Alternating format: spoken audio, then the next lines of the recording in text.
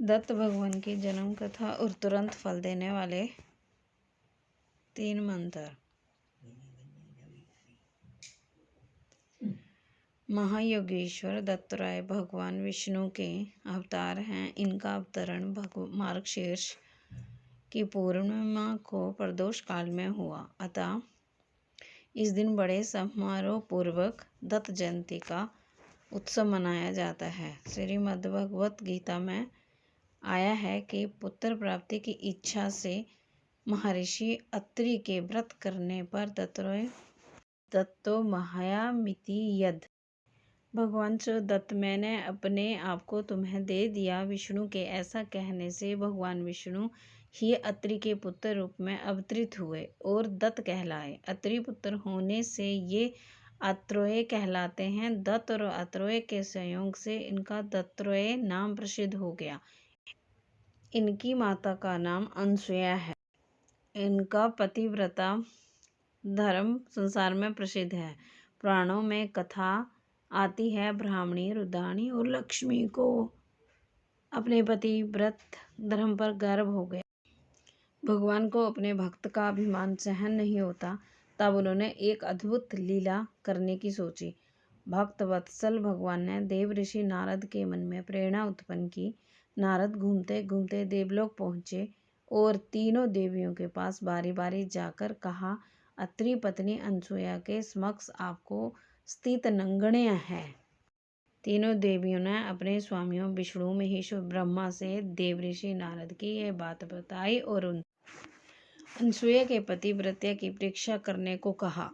देवताओं ने बहुत समझाया, परंतु उन देवियों के हठ के सामने उनकी एक न चली।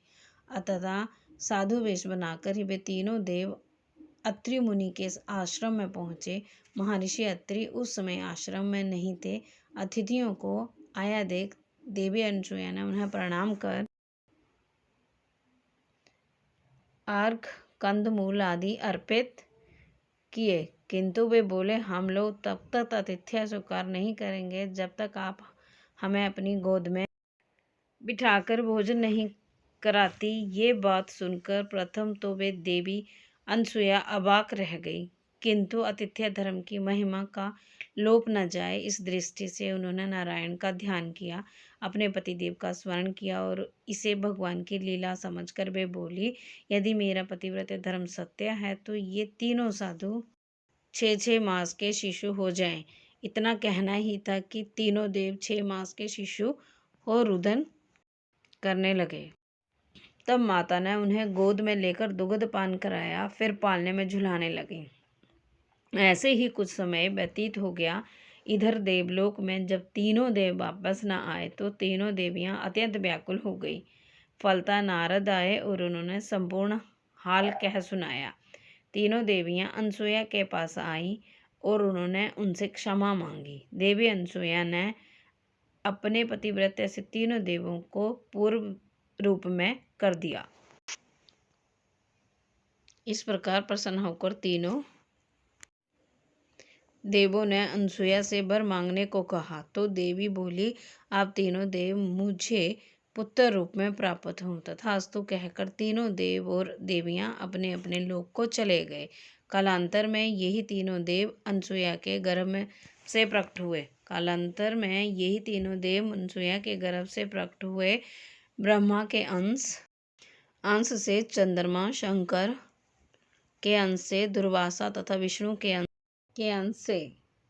अतः गुरुवार पूर्णिमा अथवा दत्तात्रेय जयंती के दिन निम्न मंत्रों का उच्चारण करने से तथा विशेषकर स्फटिक की माला से प्रतिदिन 108 मंत्र जाप करने से मनुष्य के समस्त कष्ट जल्दी से ही दूर हो जाते हैं।